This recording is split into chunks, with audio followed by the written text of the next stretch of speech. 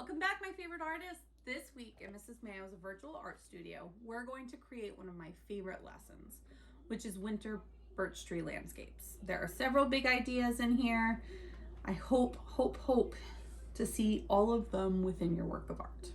To begin, you can draw with anything. This could just be a pencil drawing. You could use watercolor, you could use marker or crayon. So the first big idea is perspective. It's artist trickery. You need to draw at least 3 birch trees, one large, one medium, and one small. I always think it's a great idea to start with the large and to not put it right in the middle. I always like something called asymmetry, but that's your artist choice. Now, for your large birch tree, you're going to start at the bottom of your page and draw your tree trunk. Now, in the slideshow, you'll see a famous painting of beech trees created by one of my favorite artists named Gustav Klimt. For yours, I want you to start at the bottom, like I said, for your large. And remember, trees aren't perfectly, this marker is really giving me a hard time. I'm going to switch gears to a colored pencil. That one's giving me such a difficult time. A twistable. Okay, so you're going to start, I think you should start with pencil. When we do this in the art room in person, we use bamboo brushes and draw them with India ink. But you want to bring it all the way from the bottom to the top. And not a perfectly straight line, because again, trees in nature are rarely, if ever, perfectly straight. So this is one side. Now you want to come to the other side. Birch trees are not the thickest of trunks. They're always a little thin, but it's a little thicker at the bottom because of the roots. You want to come up.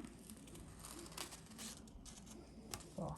It's really important you start towards the bottom for your large. That is in the foreground or the front of your paper. Again, it's an artist trick. Artists put the things in the foreground and make them larger to make them seem like they're closer to you. So I have my tree trunk. Now I'm going to add my branches. For your branches, you want to think of the letter Y. See how I almost have a letter Y here? And then you kind of want to transform it into bubble letters or block letters, not bubble, but with an organic or natural looking line. And then off of, remember, like I've said in class so many times when we draw the structure of a tree, branches come off of branches.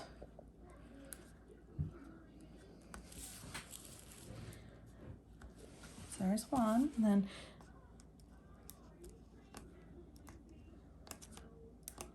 so the letter Y, and then you can also think of the letter V.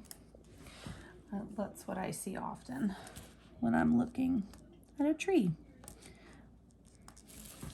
All right, that's good. So now the important thing is to move on to your medium-sized tree. So the large tree is in the foreground or the front. You need to go at least a hand's length back to make it appear, again, it's artist trickery perspective, a little further back in space. So when I describe this in the classroom, I talk about if you've been lucky enough to go up in an airplane, you will notice as you start to ascend into the sky, things start to look smaller. Now, they don't magically shrink. They appear to. It's bird's eye perspective. As you get higher and higher, they look like they're getting smaller and smaller. Now, that is because you're getting further away. So here's my medium-sized tree. So notice I went about a hand's length behind. I have not drawn the ground yet. That is one of our last steps.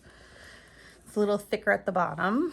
Think of the roots down here into the earth. Now I'm going to do my branches. And remember, if you were to go into a forest, tree branches would certainly overlap. So think about that. But you want the medium-sized tree branches to be behind the large.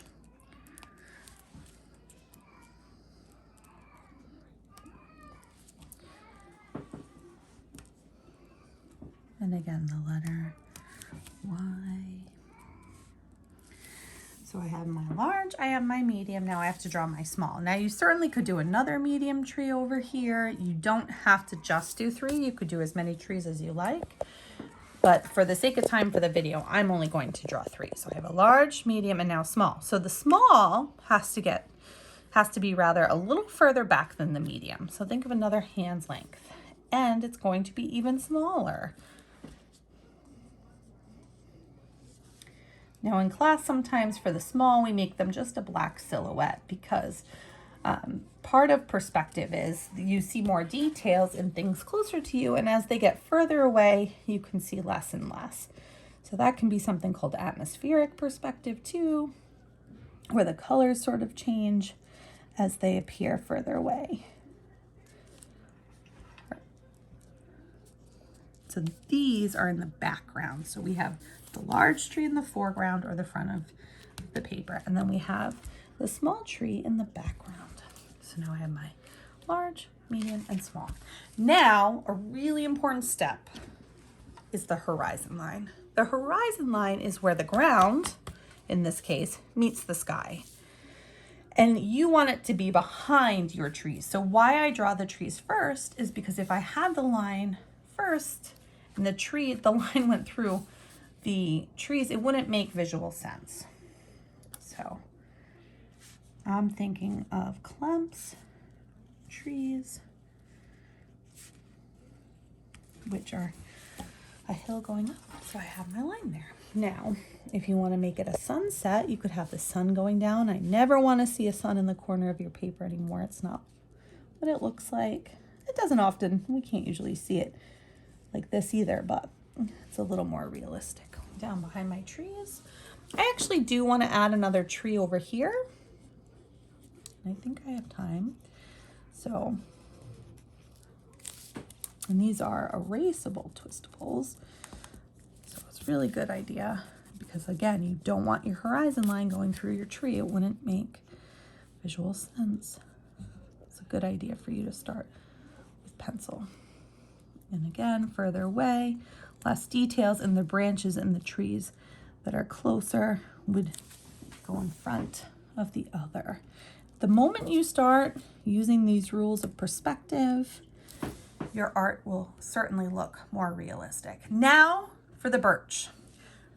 In class, we would typically pass around real samples of birch bark. It's beautiful. And unlike other trees, the bark texture doesn't go up and down, it goes side to side. I mean, it certainly could go up and down too, but for the most part, it's just curved lines going side to side. And I like to draw some of the knobs that we would see that almost look like eyes that we'd see in like Klemt's Tree of Life. And again, because maybe a little lichen patch that I would color in green, because I am such a fan of Klemt's work, I like to maybe reference some of his other work. And again, because this is in the foreground and the front, you would have the most details, even in the branches coming up. If you're at Wakefield School, there's a beautiful river birch tree in the front. When you're walking in, take a moment to really look closely at that on your way out today or on your way in tomorrow. It's so beautiful, that river birch at Wakefield School. I just love it. And at Peacedale, there are some in the nature area. If you look, what makes a birch tree really stick out is its white bark. That almost looks like paper. They're so beautiful. Now this is a winter landscape. It's still winter.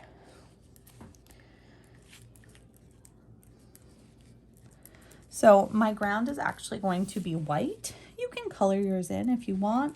One thing I like to do is sometimes for the rules of perspective, and again, I'm adding less to my trees in the background because we wouldn't see them so clearly because they're meant to look further away. You can see others. I have drawn paw prints of an animal, larger if they're right here, and then further away they are smaller in the distance. Here's the lichen. If it's snow, but sometimes at the base of a tree, the grass will kind of peek through and we're getting closer to spring. but the grass wouldn't be too green right now. I know my grass isn't green. So I'm gonna mix it with a little bit of light green, maybe even a little yellow. This is a better color for the lichen too, actually. And again, grass is made up of a lot of little lines. Love to see that texture. I have my sun here. I'm gonna color it going down yellow. And then I want you to color your sky. So there's some contrast from your trees. Now in class, this is one of my favorite projects, and we experiment with watercolor, but you know, not doing that right now with COVID, so going in with some colored pencil. Remember your coloring expectation. I'm having the lines go out this way because I'm going to blend it a little into some purple. And maybe some orange. And you really want to be careful to not color into that tree bark. All right, I'll wrap it up. Again, you can add, I had one student one year draw this really beautiful log cabin. You could certainly make a log cabin.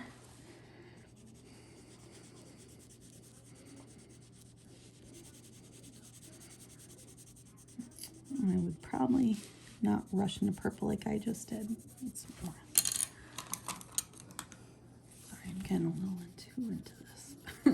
This really is one of my favorite projects every year. I'm always amazed at what you guys create, and I cannot wait to see it this year. Do not forget to post it. And then blend some orange into my sun too.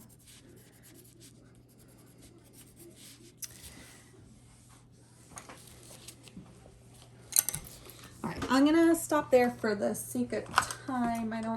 Can I stop? Can I break myself away from it? Gosh, I love to draw. But I cannot wait to see what you create. Do not forget to finish coloring your sky. You can leave the ground white simply because it could be snow, or you could color the grass in. Don't forget to write your name. Remember the big ideas. Perspective. You need one large tree in the front, starting at the bottom, going to the top. Then you need one medium-sized tree in the middle of your paper. Supposed to be a tree around the same size as the large. It just appears smaller because it's an artist trick to make it look further away. And then even further away on the horizon line, you're going to create at least one, maybe two small trees to make it look like they're way further away. I cannot wait to see what you create. So you need one large, medium, and small tree, and you need a horizon line behind your trees. Okay? Can't wait to see what you do. Don't forget to upload it. Take care.